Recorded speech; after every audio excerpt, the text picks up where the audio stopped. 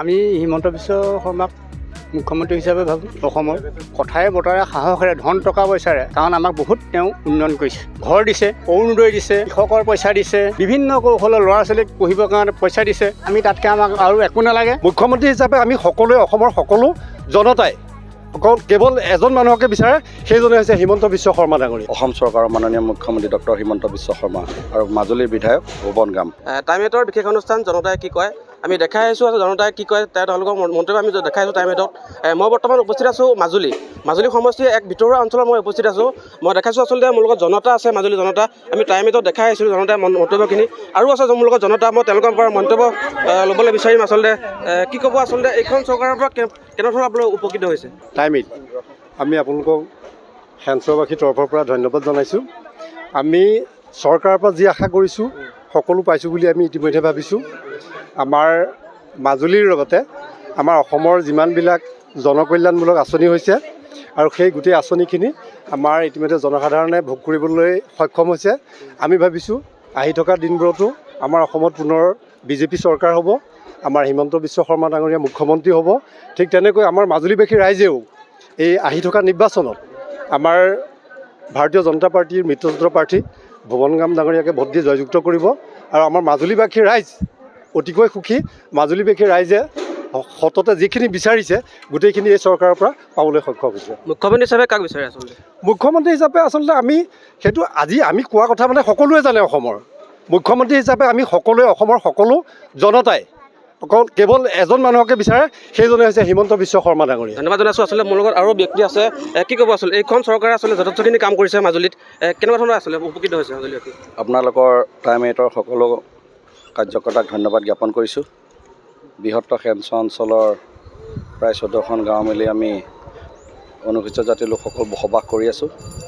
এই 14খন গাঁৱৰ সকলো অনুসূচিত জাতি পৰিয়ালে কিশোৰ পৰা ধৰি বৃদ্ধালৈকে সকলোৱে এটাই নাম, ভাৰতীয় জনতা পাৰ্টীৰ অসম চৰকাৰৰ মাননীয় মুখ্যমন্ত্ৰী ডক্টৰ হিমন্ত বিশ্ব শৰ্মা আৰু মাজুলীৰ বিধায়ক ভুৱন গাম। এতিয়া কথা হ'ল, যোৱা বিগত বৰ্ষবোৰত কংগ্ৰেছ চৰকাৰ দিনত মাজুলীৰ উন্নয়ন একেবাৰে শূন্য আছিল। সেইটো আপোনালোকেও জানে আৰু সৰ্বসাধাৰণ ৰাইজেও জানে। কংগ্ৰেছ চৰকাৰৰ দিনত এইটো পৰ্যায়ৰ এই ৰাস্তাবোৰত এনেকুৱা পকা অৱস্থাত নাছিল। ইয়াত আমাৰ জল জীৱন মিছনৰ কোনো ছিষ্টেম নাছিল। এই ব্ৰিজখনৰ ওপৰত দলং নাছিল, বাহন দলং আছিল। ব্ৰহ্মপুত্ৰত দলঙৰ কথাটো ক'বতো নোৱাৰি। প্ৰয়াত মুখ্যমন্ত্ৰী তৰুণ গগৈ ডাঙৰীয়াতো মাজুলীবাসীৰ ৰাইজক কলৰ ভূ বনাবলৈ নিৰ্দেশ দিছিল। গতিকে আমি তেখেতক নাম ল'ব নাপায় প্ৰয়াত মুখ্যমন্ত্ৰীগৰাকীক, তথাপিতো সেই দলটোক, কংগ্ৰেছ দলটোক আমি ধিক্কাৰ দিছোঁ। তেখেতক উন্নয়নৰ নামত একো নকৰিলে। 2016 চনৰ পৰা ভাৰতীয় জনতা পাৰ্টীৰ মিত্ৰজোঁটৰ যিখন চৰকাৰ, এই চৰকাৰখনে যথেষ্টখিনি উন্নয়নৰ ফালে গতি কৰি এতিয়া মাজুলীত 99% উন্নয়ন হ'ল। আৰু সেইটো আপোনালোকেও জানে। এজন সাংবাদিক গুৰু হিচাপে আপোনালোকে দেখিছে, গোটেই মাজুলীখন ঘূৰিছে। আমি বৃহত্তৰ সেঞ্চৰ অঞ্চলৰ যি উন্নয়ন, আমি ভাবিব নোৱাৰা উন্নয়নে দেখিবলৈ পাইছোঁ। আৰু বিশেষকৈ আপুনি গম পাই আছে, যোৱা 12 ফেব্ৰুৱাৰীত অসমৰ মাননীয় মুখ্যমন্ত্ৰী আহি মাজুলীত 32,000 উদ্যমিতা আঁচনি মহিলাসকলক ধন প্ৰদান কৰিলে। তাৰপিছত আমাৰ সেইদিনা 9,000 টকাকৈ অৰুণোদয় আঁচনি দিলে। এইটো আঁচনিটো বহুতে কয় এইটো আঁচনি।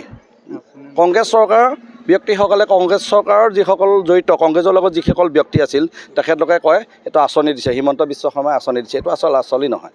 মই ভাবোঁ সৰ্বসাধাৰণ ৰাইজে এইটো আঁচনি বুলি নাভাবি এটাই ভাবে, মহিলাসকলক উদ্যমিতাৰে, সাহসেৰে কাম কৰি যাবলৈ আৰ্থিকভাৱে সহায়। মহিলাসকল পুৰুষৰ লগত সমানভাৱে চলিব পৰাকৈ তেখেতলোকে যাতে বিজনেছেই হওক, কিবাই হওক, কিবা প্ৰকাৰে ডেভেলপমেণ্ট কৰিবৰ কাৰণে তেখেতলোকক এইখিনি অসমৰ মাননীয় মুখ্যমন্ত্ৰী মহোদয়ে সহায় কৰিছে। আৰু যোৱা কেইদিনমানৰ আগত আপোনাৰ প্ৰায় মুখ্যমন্ত্ৰী আত্মনিৰ্ভৰ 2 লাখ টকাকৈ আঁচনি ঘোষণা কৰিছে। প্ৰায় মাজুলীত 600 কিমানগৰাকী ধৰি লওক নিবনুৱাই এই আঁচনিটোত লাভান্বিত হৈছে।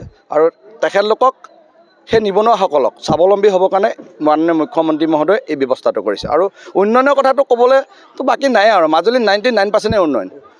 মেইন বস্তুটোৱে হ'ল আমাৰ জিলাখন ঘোষণা হ'ল। প্ৰাক্তন মুখ্যমন্ত্ৰী সৰ্বানন্দ সোণোৱাল ডাঙৰীয়া জিলা ঘোষণা কৰিলে। তাৰপিছতে তেখেতে সেই ব্ৰহ্মপুত্ৰ নিমাতীৰ ওপৰত আমাৰ যোৰহাট মাজুলী দলঙৰ ব্যৱস্থা কৰিলে। সেইদিনা মাননীয় মুখ্যমন্ত্ৰী মহোদয়ে লুইত খাবলৰ ওপৰত দলং আপোনাৰ উদ্বোধন কৰি গৈছে। মাজুলীবাসী আৰু তাতকৈ একো নালাগে। মূল সম্পদটোৱে হ'ল দলংকেইখন। আমাৰ স্বাস্থ্য বিভাগটো উন্নত হৈছে, শিক্ষা বিভাগৰ কথা ক'বই নোৱাৰি। জিলা বিভাগবিলাক অফিচ ইয়াতে হৈ গৈছে। সেইদিনা জিলা ইণ্টিগ্ৰেটেড DC অফিচটো ইয়াত ইনগ্ৰেছ হৈ গৈছে। গতিকে মই সৰ্বসাধাৰণ ৰাইজৰ ফালৰ পৰা এটা কথাই ক'ব বিচাৰিছোঁ, মাজুলীত যথেষ্ট উন্নয়ন হৈছে আৰু চিডুল কাষ্ট ৰাইজ মাননীয় মুখ্যমন্ত্ৰী ডক্টৰ হিমন্ত বিশ্ব শৰ্মাৰ লগত 110% আছে। ধন্যবাদ জনাইছোঁ। আচলতে মোৰ লগত নৱপ্ৰজন্ম আছে, তেওঁলোকৰ পৰা আমি মন্তব্য ল'ম। আচলতে কি ক'ব, আচলতে কেনেকুৱা ধৰণৰ চৰকাৰ বিচৰা, আচলতে মুখ্যমন্ত্ৰী হিচাপে কাক বিচৰা তুমি? মুখ্যমন্ত্ৰী হিচাপে আমাৰ ডক্টৰ হিমন্ত বিশ্ব শৰ্মা ডাঙৰীয়াকে বিচাৰোঁ। কেনেকুৱা পাইছে তেওঁৰ কাম কাজৰ লৈ? তেওঁৰ কাম কাজখিনি বহুতখিনি ভাল হৈছে। সকলো ৰাইজে আমাৰ বিচাৰে যে মাজুলীৰ পৰা ভুৱন কাম ডাঙৰীয়া ছাৰকে তাৰমানে সেই MLA হিচাপে আমি নিৰ্বাচন কৰিছোঁ। কি ক'ব, আচলতে মুখ্যমন্ত্ৰী হিচাপে কাক বিচৰা নেক্সট?